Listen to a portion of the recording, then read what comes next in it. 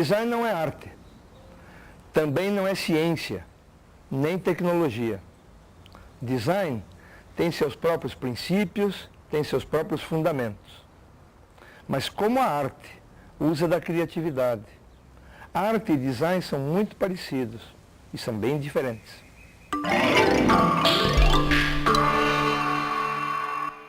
Por incrível que pareça, a palavra design tem origem latina, designio, que significa designar, isto é, dar sentido às coisas.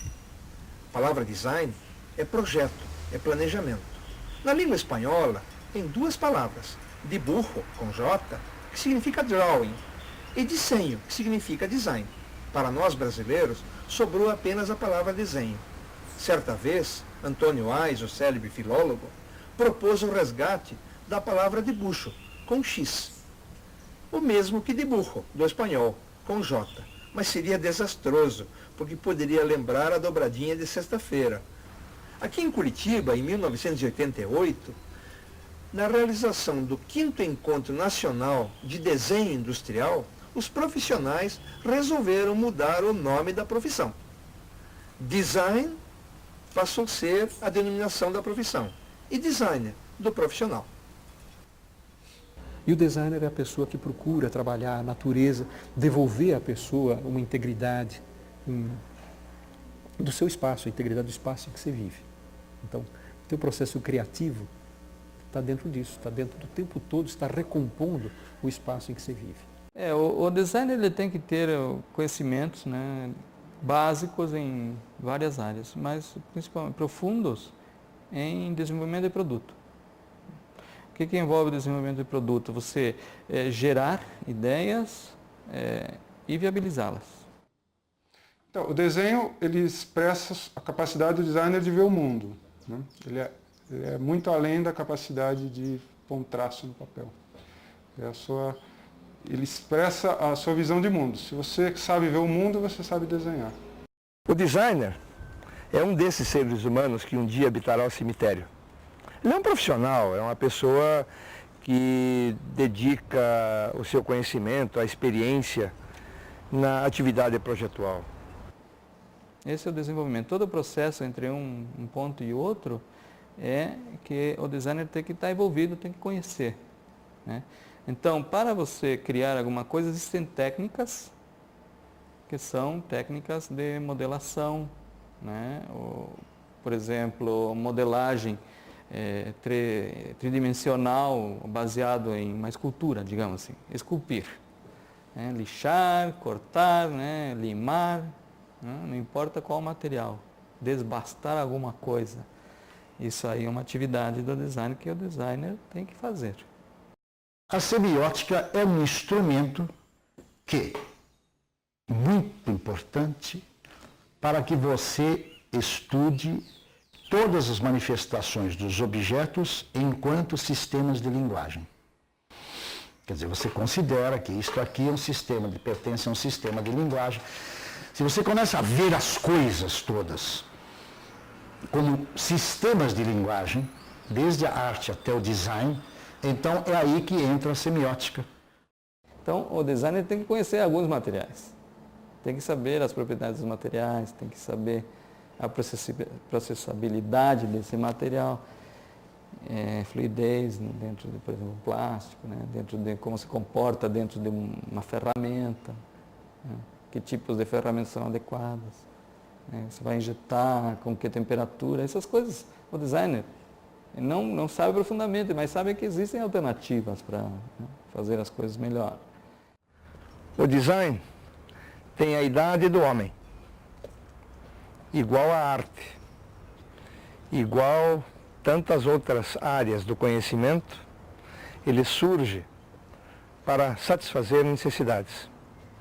É evidente que o design se sistematiza neste século, com a Bauhaus, com a Escola de Ulm, já tinha seus fundamentos marcados no século passado, com Arts and Crafts, Deutsche Werkbund e tantos outros movimentos. Mas o design, antes de mais nada, é uma atividade humana que satisfaz necessidades e, evidentemente, é responsável pela produção da cultura material, em todos os setores, em todas as áreas.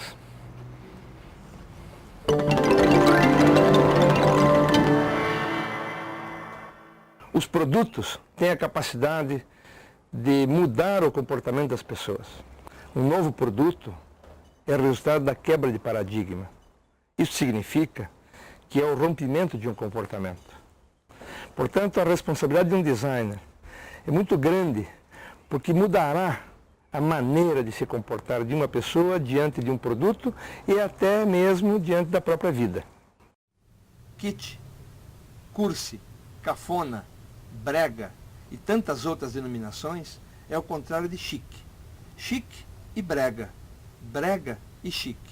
A sociedade, em diferentes formas de comportamento, adora o chique, adora também o brega. É uma questão de oposição. É também uma questão estética. A sociedade é quem determina o que é chique e o que é brega. É uma questão de posição. E então eu pergunto, o que é chique? O que é brega?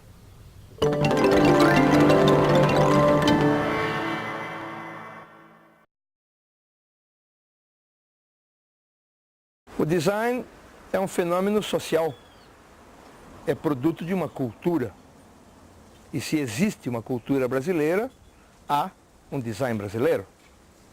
Evidentemente que o reflexo desta cultura nem sempre aparece no produto. O Brasil é tetracampeão do mundo de futebol, não desenhou uma bola e nem um uniforme. Ainda continuam usando esses uniformes de 1910, aí pode ver, desde o Atlético, Corinthians, ninguém desenhou nada. Nada. A criatividade está no esporte, no entanto, em matéria de design nunca ninguém fez nada. O exemplo máximo é a máquina de escrever. O padre Azevedo, que era um cearense, inventou a máquina de escrever. E ele fez um protótipo de madeira, pouco depois da metade do século passado, e expôs a sua máquina. O que fez o imperador e os grandes sujeitos daquele tempo? Aquilo que se faz no Brasil. Chegaram, deram uma medalha de ouro, condecoraram o sujeito e acabou-se. Soube-se depois que surgiu a máquina de escrever, a Remington, nos Estados Unidos, obedecendo ao mesmo princípio da brasileira, e o cara tinha estado lá. Supõe-se que, inclusive, ele se inspirou no padre Azevedo. A fotografia foi a mesma coisa. O Hercule Florence, o Hércules Florence, veio com a missão Langsdorff, ficou aqui, casou-se, gostou de uma moça, ficou em Campinas, inventou a fotografia, inclusive a palavra fotografia. Hoje o Brasil não produz sequer papel fotográfico. A mesma coisa o avião. A mesma coisa o mundo aeroespacial. Quem interessa saber se Santos Dumont foi primeiro, segundo ou quinto? Ele estava na pole position da indústria aeroespacial da sua época. Então ficamos aqui 70 anos escrevendo livros sobre Santos Dumont, o pai da aviação, enquanto os outros desenvolveram uma indústria aeroespacial. Felizmente esta vocação não se perdeu, tanto é que a Embraer é o único lugar avançado de tecnologia e design do Brasil. E outro exemplo é o da indústria automotiva. Impressionante. Quer dizer, nós somos o quarto mercado de automotivo do mundo. Como todo mundo sabe, o brasileiro é apaixonado por carro. Não desenhamos um carro. Quer dizer, porque não houve tentativa, eles fez aquilo, mas eles querem verbas do governo para sustentar a indústria. Então, não soubemos desenhar um único carro. Nós não temos carro, não há um carro brasileiro. No entanto, a Coreia, que é menor do que o Paraná, tem um carro. Quer dizer, que eles estejam copiando de todos para depois fazer a antropofagia e tirar o seu próprio design, é isso que eles estão fazendo. Mas nós não sabemos fazer isso. Praticar aquilo que Oswald de Andrade dizia, a antropofagia cultural. Você tem que deglutir o que há de importante e novo lá fora, não aquilo que não serve. Pegue aquilo que é o mais importante, que é o mais fascinante, que é o mais adiantado. Aquilo você deve deglutir, como nós fizemos com o futebol. E depois devolva numa criação nova. O futebol, para mim, é exemplar. Sonho? Eu tenho. Fazer design de um automóvel. Houve até coisas que são históricas, mas tudo isso precisaria ser mostrado e contada. Que é o caso famoso do carro Brasília, da perua Brasília da Volkswagen. Ele foi desenvolvido aqui com todos os seus defeitos e tudo, e teve um enorme sucesso. Enorme sucesso. Todo mundo sabe, apesar do duplo carburador meio complicado, eu não entendo muito, aliás, mas ele teve um sucesso enorme. E até o ponto que não interessava a Volkswagen Internacional ter esse carro que não era nascido na Alemanha, né? Mostra que mesmo nesta área nós podemos fazer e sabemos fazer. Mas uma mentalidade lastimável, em que você, digamos, não investe no software. Esta é a miséria brasileira. Como é que eu vou dizer para você? Não é que eles não pagam, eles não se interessam por isso, né? Que você vá a fundo no problema. Então, muitas vezes a gente até deseja ir a fundo, que seria o certo, né? Ir lá no campo, pesquisar, ficar do lado do agricultor um mês, filmar, fazer estudos ergonômicos, né? O que aconteceu nos projetos que a gente fez do ramo agrícola é que ou eram projetos com espaço muito curto de tempo, que tinha que fazer em 2, 3 meses, ou o cliente não estava disposto a pagar por uma pesquisa. Não compreendem isso, eles ficam tentando, não deu bem certo com esse designer, eu vou tentar outro, e não percebe que não é o problema do designer, que o problema está com ele. O problema está com a empresa dele. O casamento do designer com a empresa é muito importante. Agora, há uma tarefa, digamos, humilde, mas importante a ser feita também. É quase de arqueologia moderna, quer dizer, arqueologia do moderno. Ver onde há gente criando desenhos de produtos.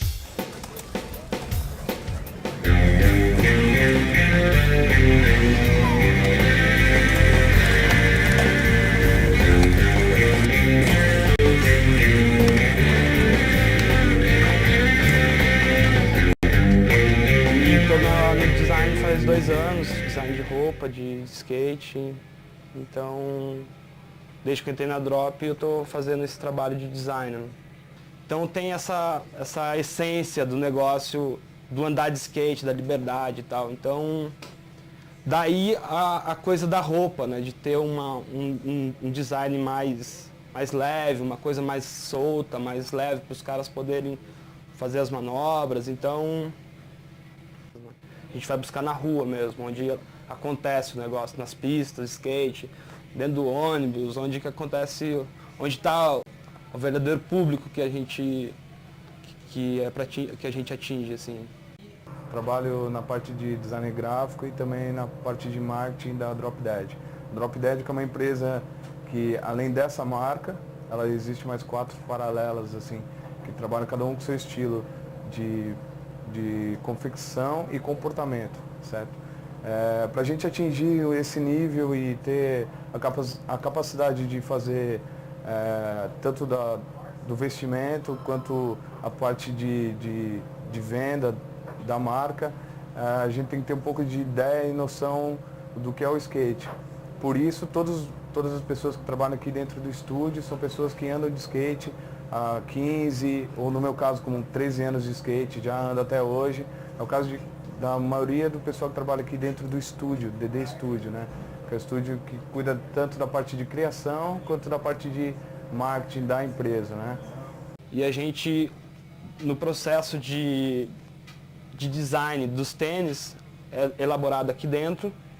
Eu e mais o Marcelo, a gente elabora os tênis, faz os desenhos no CorelDRAW, em Photoshop e manda para lá via e-mail. Então eles recebem isso, fazem o protótipo para a gente, nos materiais que a gente pediu, com especificações técnicas que a gente já mandou para eles. E eles mandam esse protótipo para a gente ter a aprovação. A gente ou muda ou faz muda um detalhe, tipo, muda a forma, alguma coisa que precisa ser mudado, parte de visual do tênis. Esse tênis também é colocado para o atleta usar, para ver o que está dando, se dá algum defeito, se dá alguma dor, se sabe onde abre, onde não abre. Então tem um teste que a gente faz para ver se realmente tem um tênis de qualidade, né?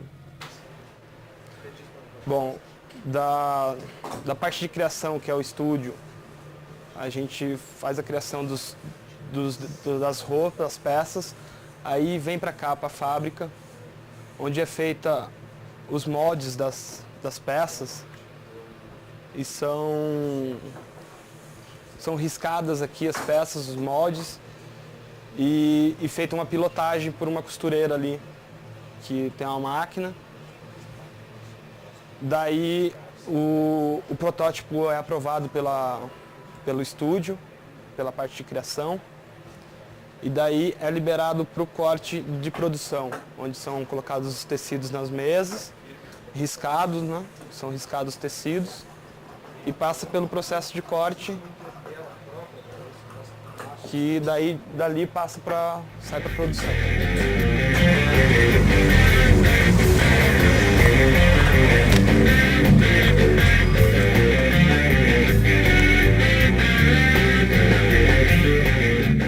E numa reunião estávamos comentando sobre o programa de desenvolvimento do Promove, o programa de exportações, em que se pretende criar um núcleo de design, vamos criar o primeiro núcleo de design aqui no Paraná. E estávamos falando justamente da necessidade de criação de um design brasileiro, um design paranaense.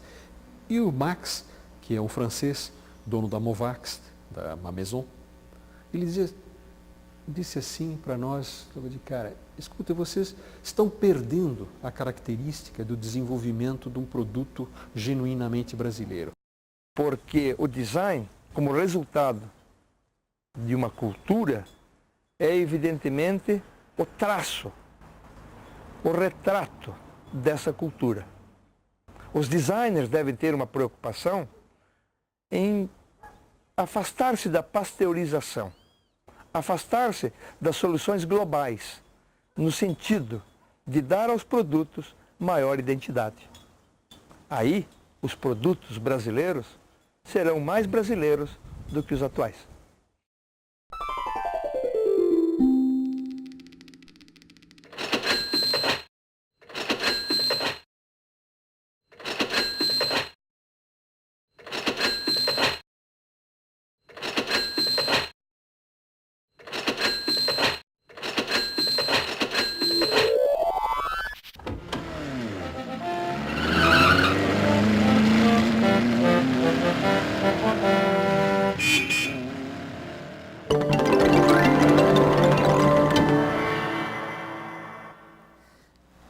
A gestão do design é mais do que um projeto, é um processo. Se ela não for concebida como um processo completo, ela não é a gestão do design, ela é apenas um projeto isolado, ou um conjunto de projetos isolados. Você vê em empresas como uma Electrolux, como uma Brastemp, né, a Multibras, fazerem gestão do design. Eles entendem a gestão do design como um processo completo. Eles entendem que,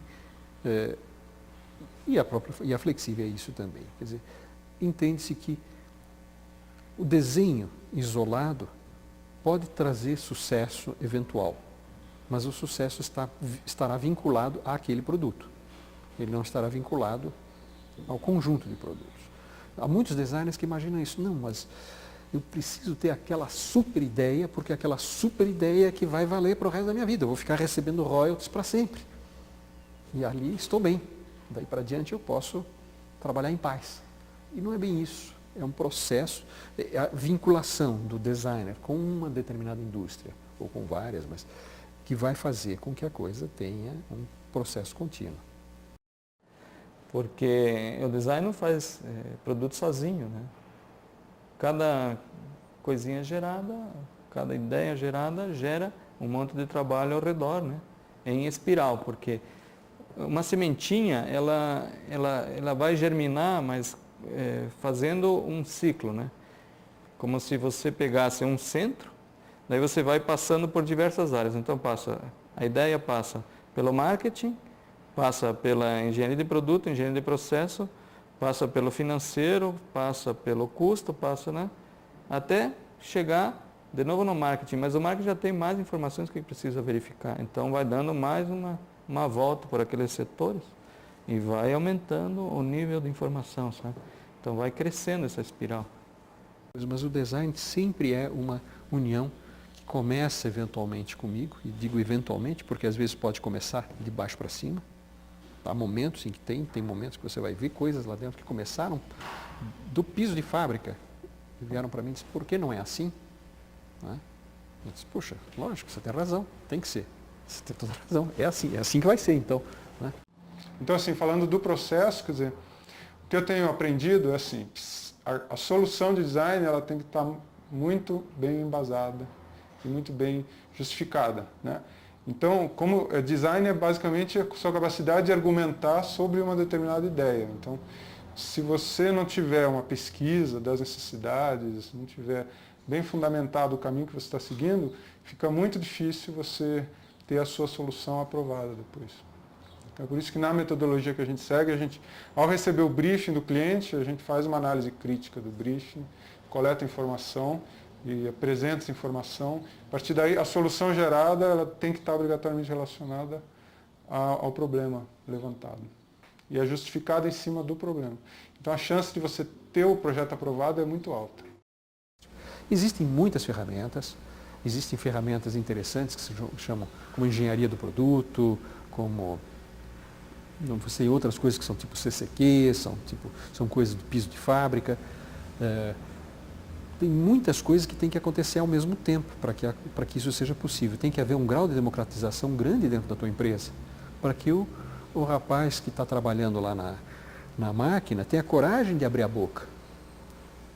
A maioria das pessoas que trabalham são pessoas do meio, que andam de skate ou curtem rock, gostam de, sei lá, surf. Então é um pessoal que está no meio do esporte, então está a fim de trabalhar, gosta do meio, gosta das pessoas. Geralmente as pessoas se tornam amigas por estar trabalhando no mesmo lugar, por ir andar de skate no mesmo lugar. Então tem essa comunidade, né? Tem aquela troca de informação, assim, todo mundo vestindo um tipo de roupa, falando um tipo de língua. Então, vira uma coisa que é comum entre todas as pessoas que estão ali, né? O que é fundamental é o relacionamento mesmo, né?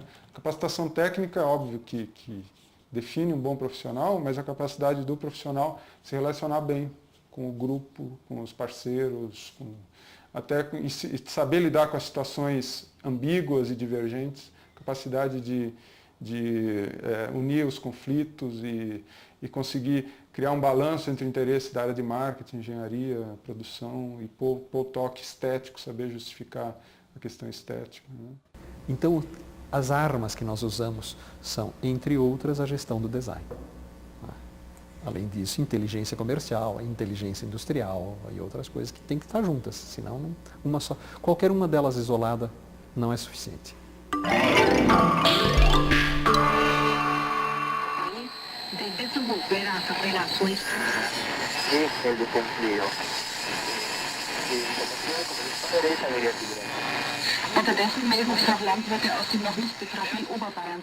Eu posso afirmar quase que categoricamente que na internet você nunca acerta na primeira vez. Tá? Não tem... na minha experiência, eu nunca vi um design ser aprovado de cara. Pelos custos serem grandes e pela diversidade profissional também ser grande, né?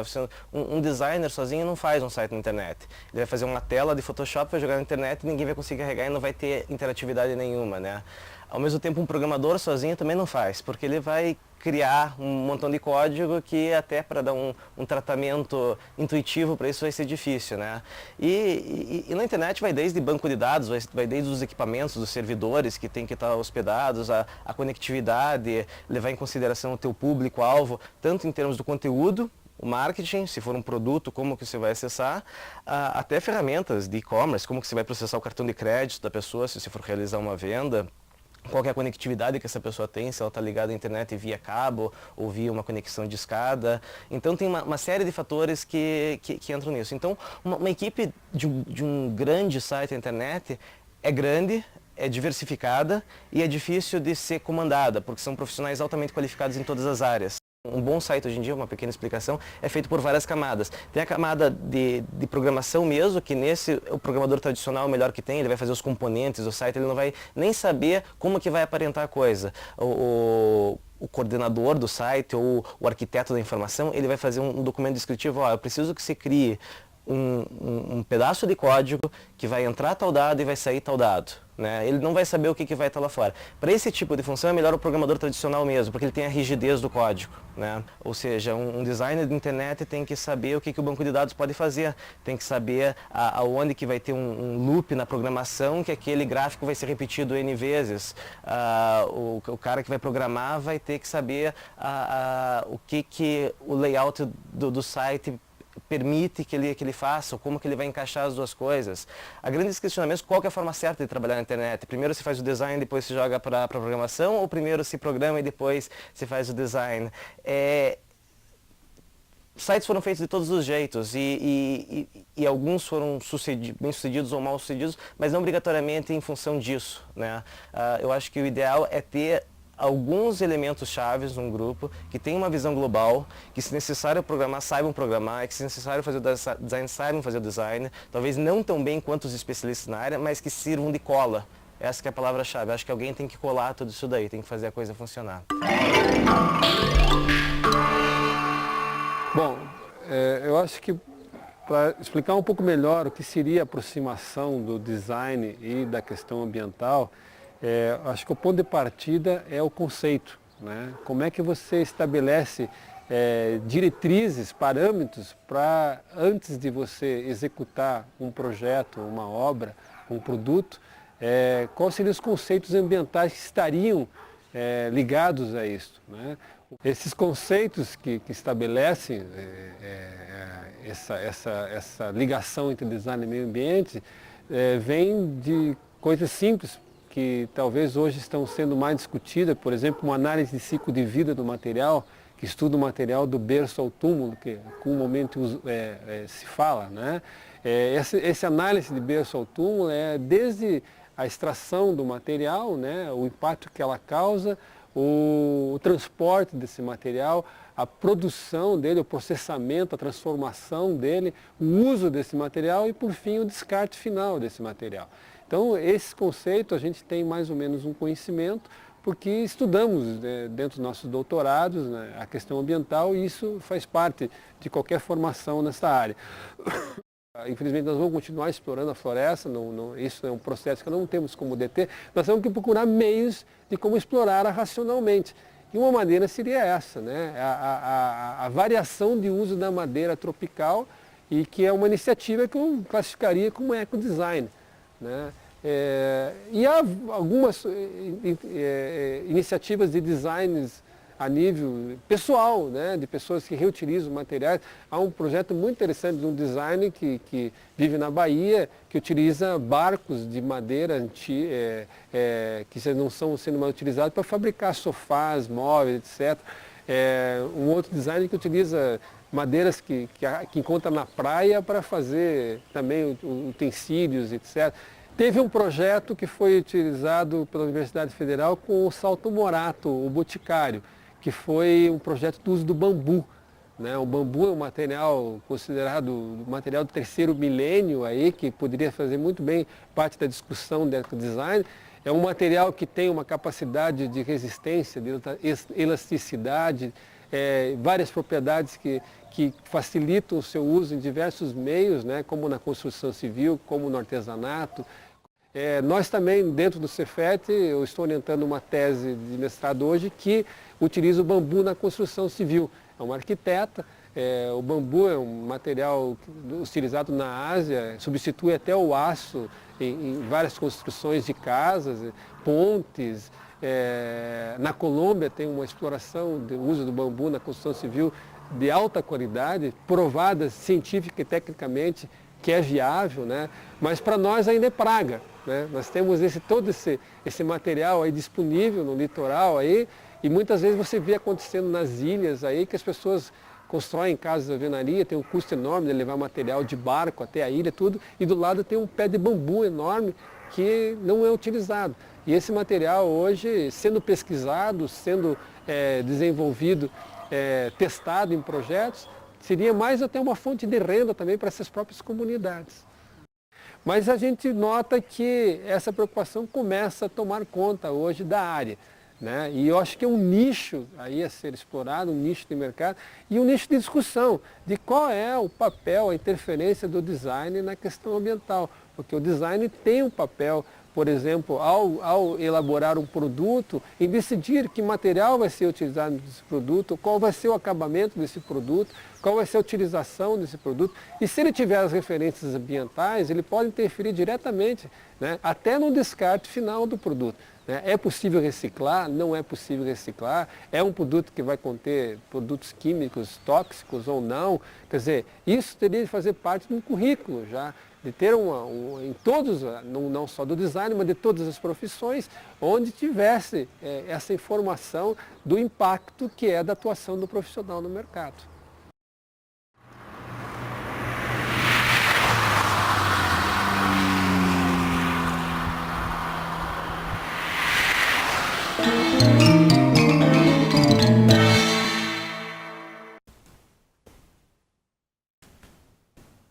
Limite?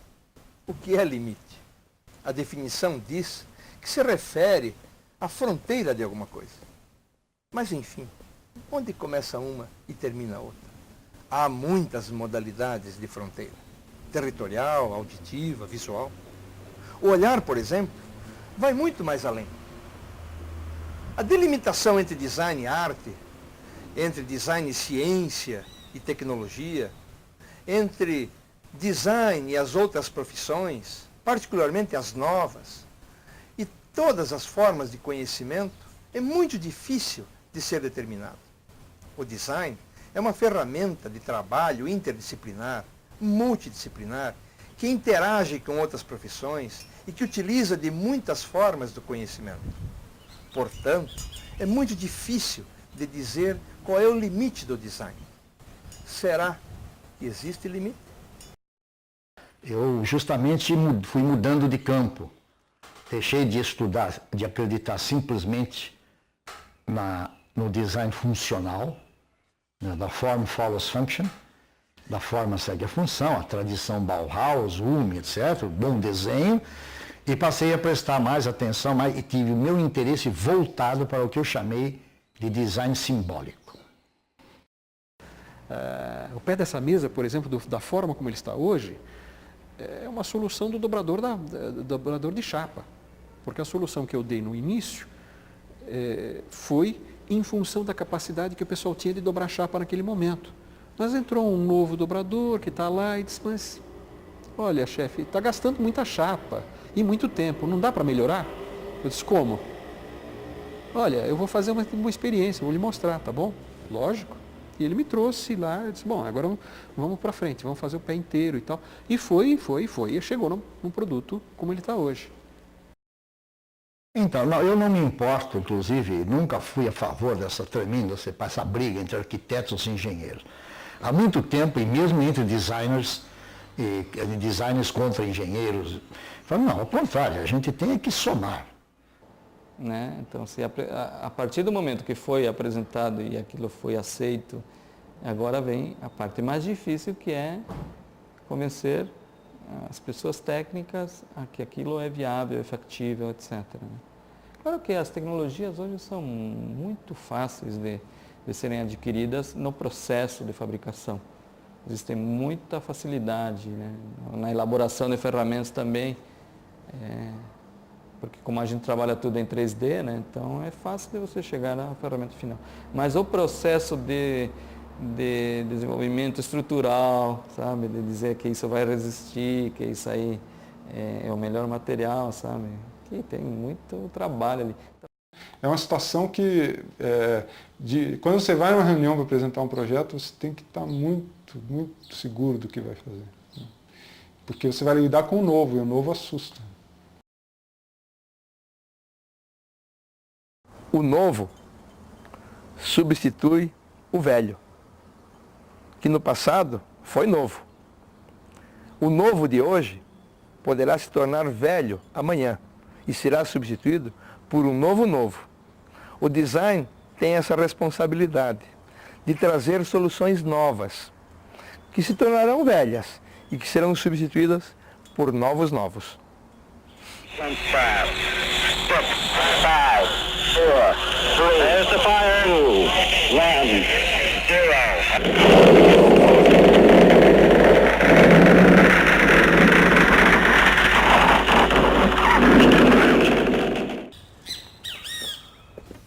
Jordi Llovet, um filósofo catalão, tem defendido uma coisa muito interessante.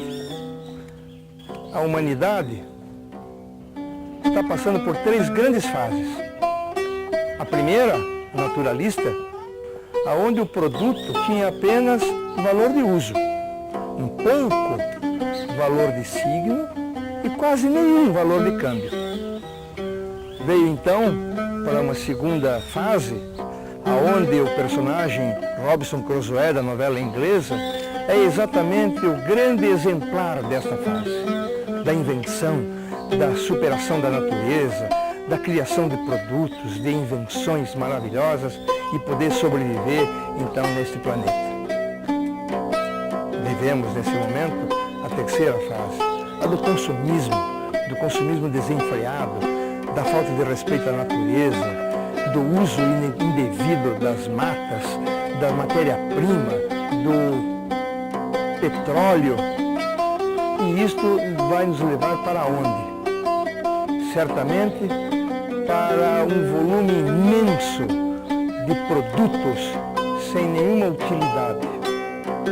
O filósofo catalão Jordi Llovet chama a atenção para que seja necessário a criação de uma quarta fase. É preciso que se conquiste um novo momento, de tal forma que se utilize a tecnologia, que se domine os materiais, que se criem novos materiais para criar produtos, mas sem perder de maneira alguma a faculdade da natureza, de tal forma que haja maior equilíbrio entre o ser humano e o planeta. De tal forma que a gente possa, não mais, evidentemente, voltar à fase naturalista, nem à fase inventiva, e muito menos simplesmente deixar o consumismo de lado, porque faz parte da nossa civilização, faz parte do nosso desenvolvimento, da nossa história, de tal forma que se possa ter realmente um novo momento.